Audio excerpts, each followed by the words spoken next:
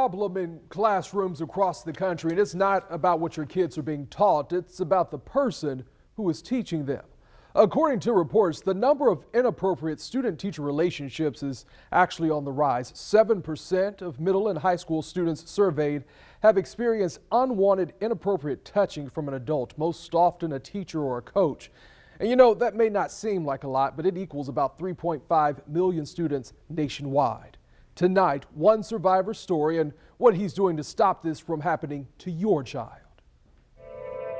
Just a tremendous amount of shame, blaming myself, wondering what I had done. In this picture, you see a 13-year-old boy who appears to be happy. I was terrified. But behind that smile, an awful memory.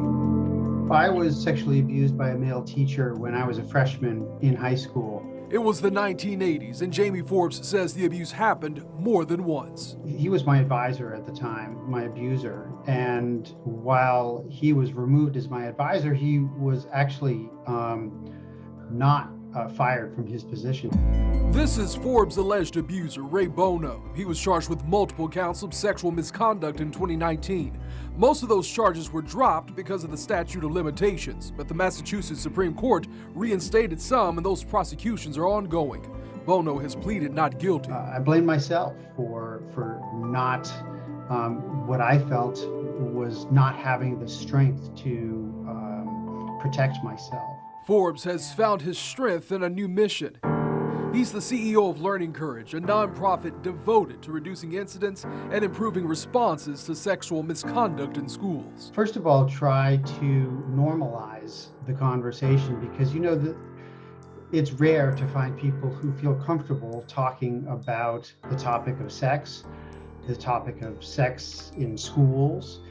The more information and knowledge students have, the better able they are to protect themselves and protect their friends. Learning Courage gives school leaders the tools they need to reduce the number of incidents and respond appropriately when they do occur. They helped us look at practices and policies around sexual misconduct. Michael Hirschfield is the head of school at Kent School, a boarding school in Connecticut. He says he understands the need for this program, and that's why he's using it right now with his students and staff.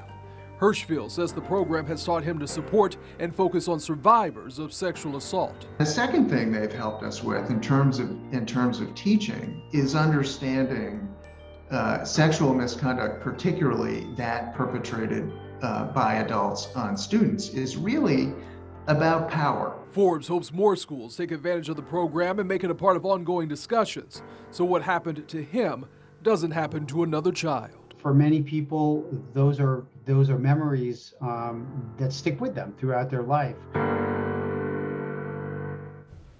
So parents, here are 2 questions you can ask school leaders right now to protect your child in the classroom. Forbes actually passed along these questions to me. So number 1, you see it up here. What kind of training does school staff receive on boundaries? Another question you can ask school leaders: how do you ensure employees have no background of sexual misconduct? Forbes says this information should be run through a national database. I did contact our 3 largest school districts, Duval, St. John's, and Clay, about their policies and procedures. I have posted that information in this story on our website, firstcoastnews.com. I just looked. It is on the front page and also in the First Coast News app. Well, good for that gentleman for speaking.